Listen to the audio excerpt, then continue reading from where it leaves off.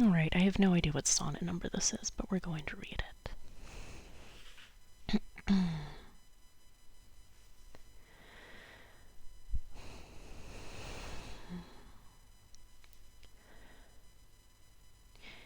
In the old age black was not counted fair, or if it were, it bore not beauty's name. But now is black beauty's successive heir, and beauty slandered with a bastard shame.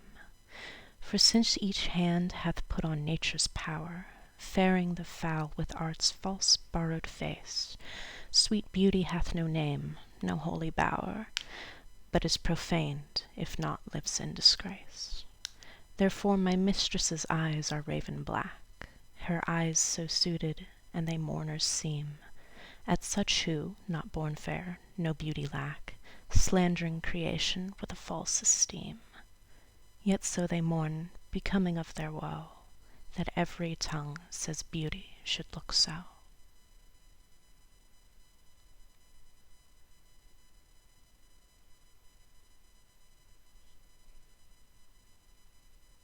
I think that was 127, maybe. This is sonnet extra large. XL, I can't remember for the life of me what L stands for. Maybe it's 100. Maybe it's...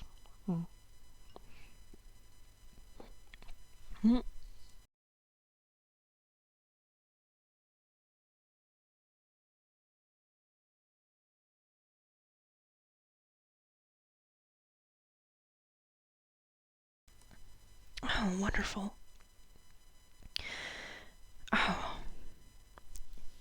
I hope you guys didn't have to hear that, but I swallowed water incorrectly and lost part of my lung.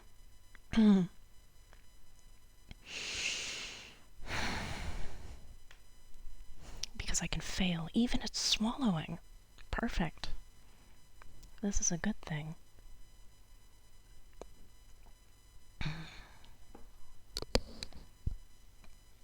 Alright. Next one.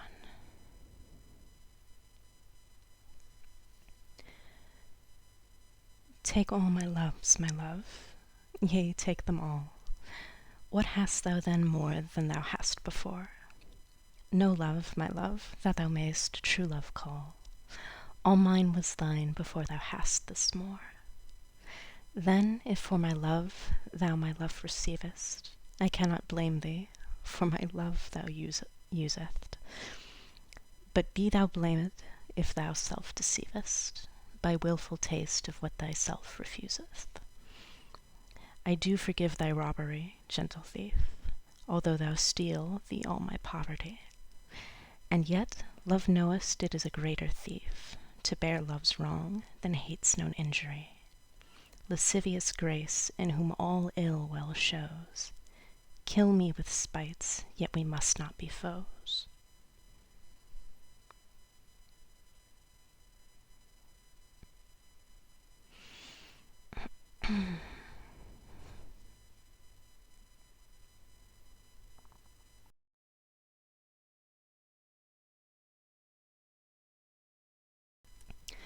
Sorry for that mute again. More coughing. Great, great. This is a great sign. I had a doctor's appointment earlier today. Oh, there's the newspaper. Thank you. You can read that later. I had a doctor's appointment earlier today, and they canceled it on me as I was sitting in the waiting room. They couldn't have called me yesterday. They couldn't have told me earlier. No. They needed me to expose myself to coronavirus first.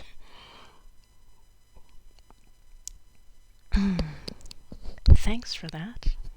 That's helpful. Alright. I'll stop bitching and I'll read. Do my job. I think that's maybe 109? LXIX.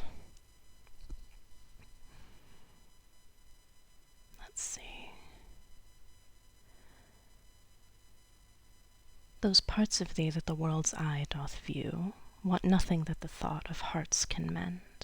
All tongues, the voice of souls, give thee that due, uttering bare truth, even so as foes commend. Thy outward thus with outward praise is crowned, but those same tongues that give thee so thine own, in other accents do this praise confound, by seeing farther than the eye hath shown. They look into the beauty of thy mind, and that in guess they measure by thy deeds. Then churls their thoughts, although their eyes were kind, to thy fair flower add the rank smell of weeds. But why thy odour matcheth not thy show? The soil is this, that thou dost common grow.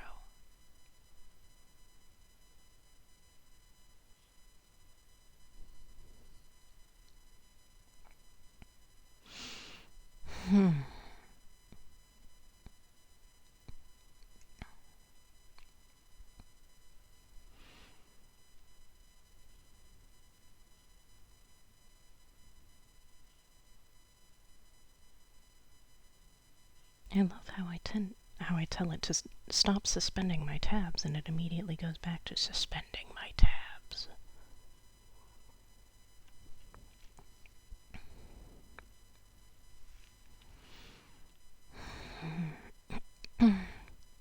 All right. Here's our last sonnet by Shakespeare, sonnet number 11, which is my lucky number. So let's see if we can read this in a nice way.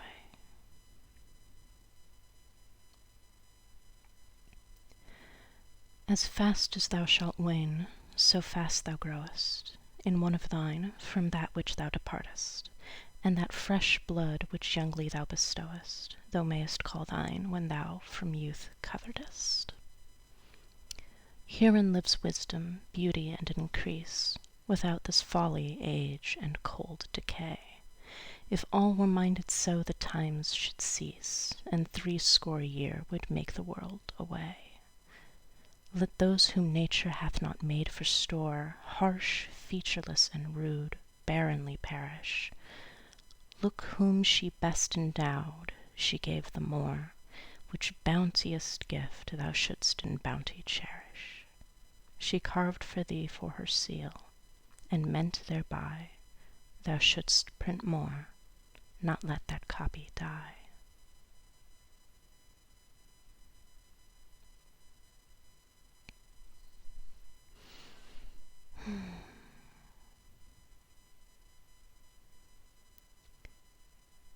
And so let's do, for the sake of comparison, if nothing else, someone else's sonnet. One of Neruda's, for example. Actually, I think it might be his only sonnet. It's number 20, no, excuse me, number 17. I believe I wrote it. No, I did not write it. I read it. Read it yesterday for a short time during the, I want to say, second stream. Or not yesterday, the day before, whatever. Time is a construct.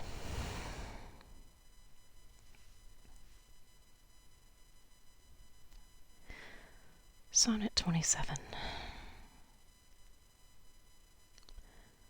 I do not love you as if you were salt rose or topaz, or the arrow of carnations the fire shoots off. I love you as certain dark things are to be loved, in secret, between the shadow and the soul. I love you as the plant that never blooms, but carries itself the light of hidden flowers. Thanks to your love, a certain solid fragrance risen from the earth lives darkly in my body. I love you without knowing how, or when, or from where. I love you straightforwardly, without complexities or pride. So I love you because I know no other way. Where I do not exist, nor you, so close that your hand on my chest is my hand, so close that your eyes close as I fall asleep.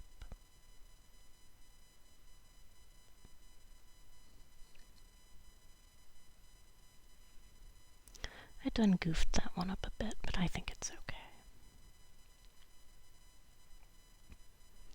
It's not like you have the text in front of you. I do, though. I have no excuse. All right.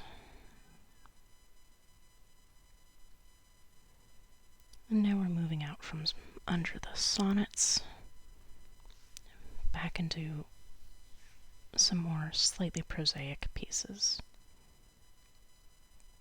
So one more by Neruda, and then we're going to move into the Whitman and the Keats. And this is In the Waves Strike Over Unquiet Stones.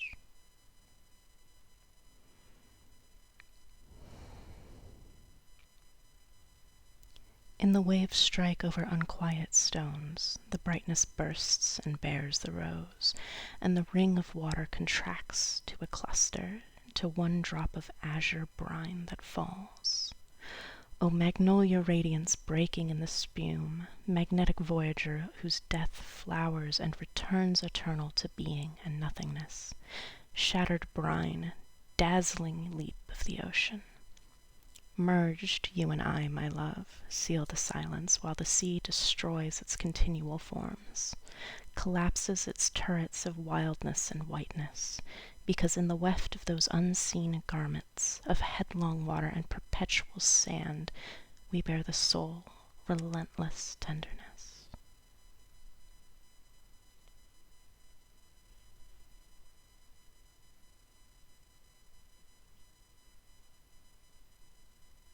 Yay, imagery.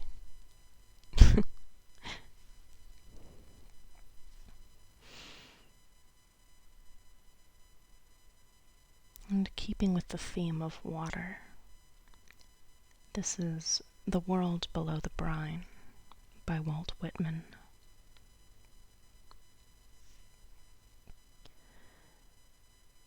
The world below the brine, forests at the bottom of the sea, the branches and leaves, sea lettuce, vast lichens, strange flowers and seeds, the thick, tangled openings and pink turf, different colors, pale gray and green, purple, white, and gold, the play of light through the water.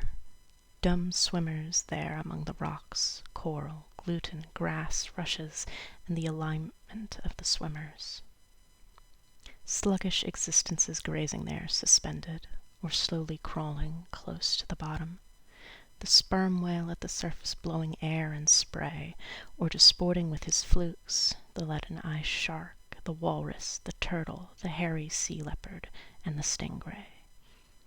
Passions there, wars, pursuits, tribes, sight in those ocean depths, breathing that thick breathing air, as many do.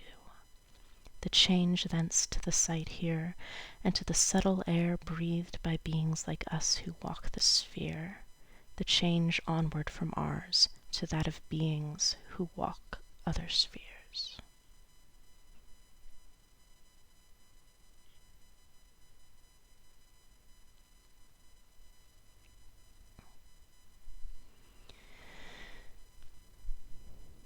And one last water one, I promise.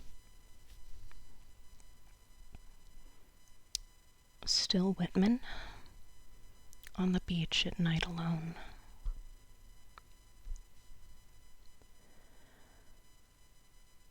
On the beach at night alone, as the old mother sways her to and fro, singing her husky song, as I watch the bright stars shining, I think a thought of the cleft of the universe and of the future.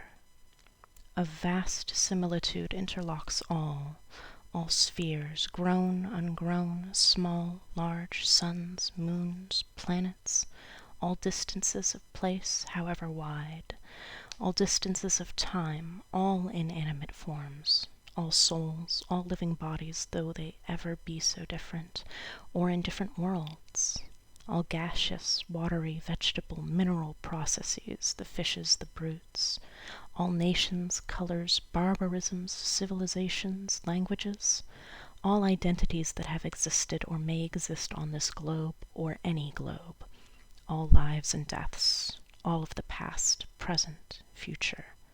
This vast similitude spans them, it has always spanned, and shall forever span them and compactly hold and enclose them.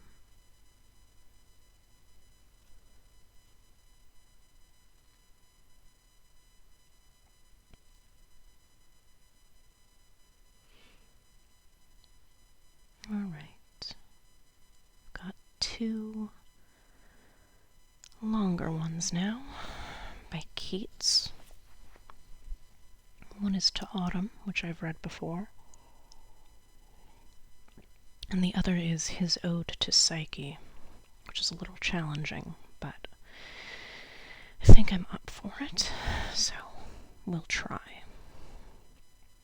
At first, we'll go with something familiar just to keep ourselves warm. To Autumn.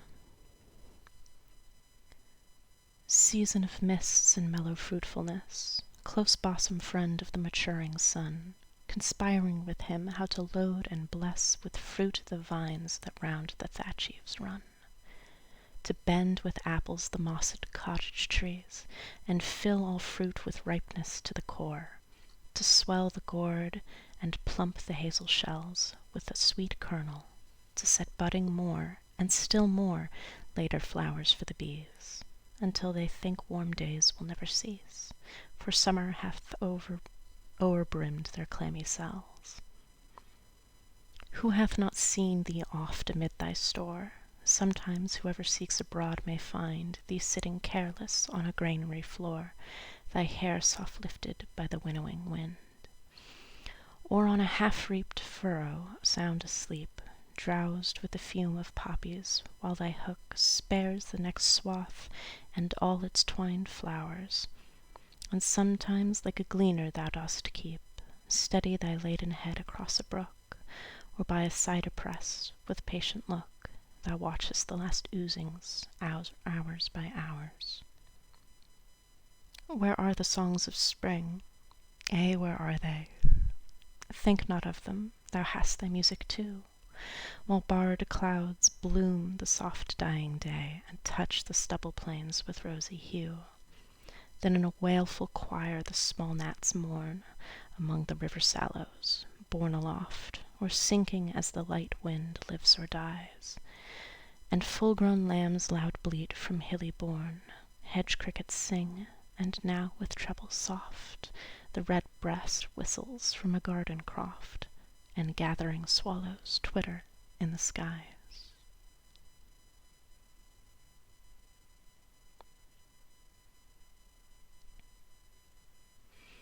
That didn't go too badly, but I'm off a little by cadence.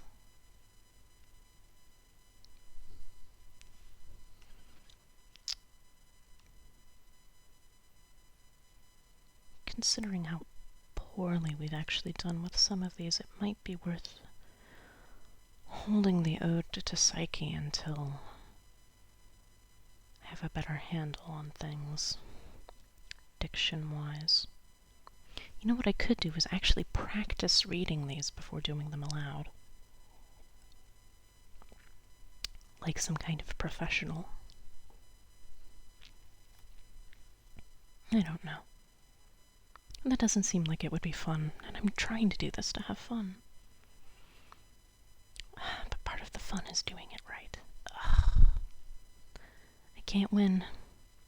My perfectionism won't let me win. I say that I'll hold back the Ode to Psyche, and instead I'll do this short story by Hemingway. And then I think I'll wrap for the evening.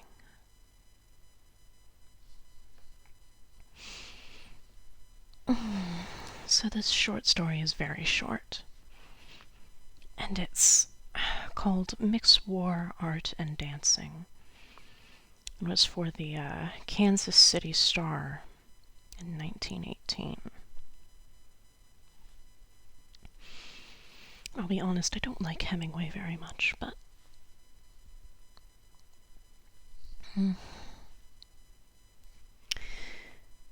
He's worth giving a read at least once. Lemmy Burns says you could give it a once-over, not out loud, but reading a bit to figure out the pace.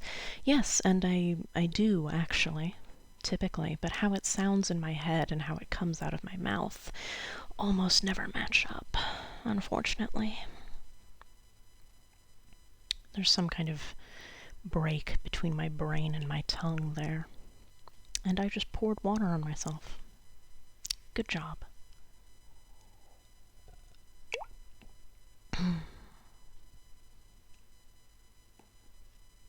Not just any water.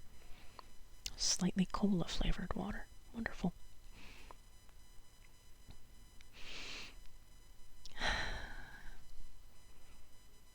All right. Let's go ahead and do this.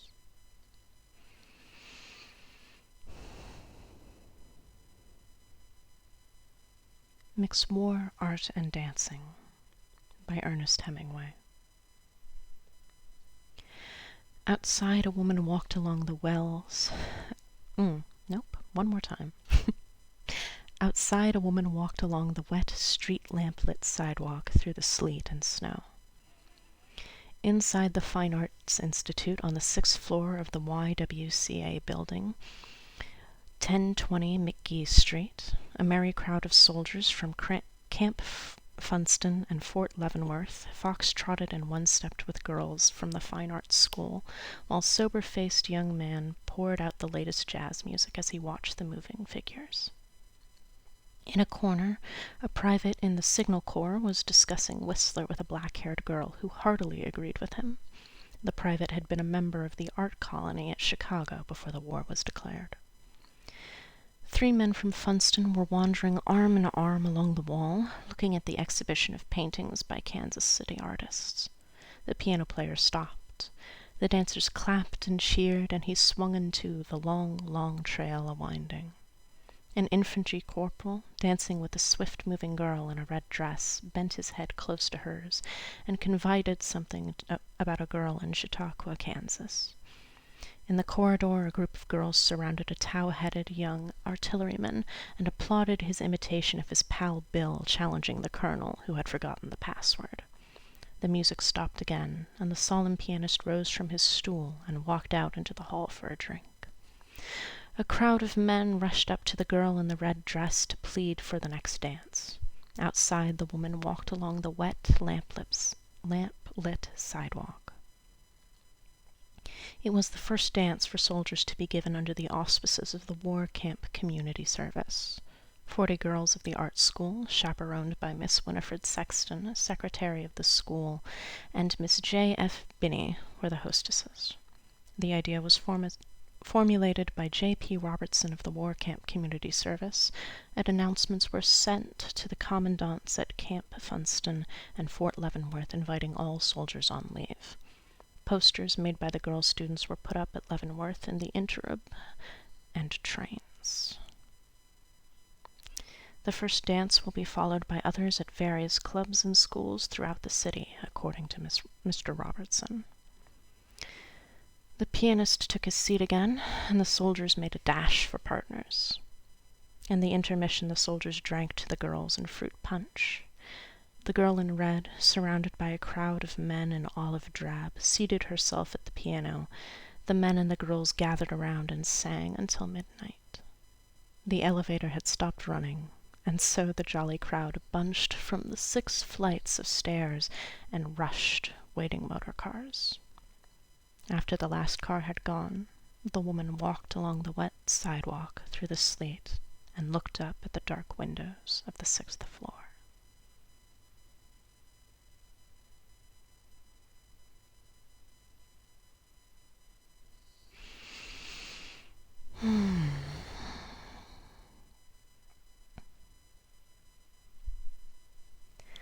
Not too bad, not too good. Right there in the middle.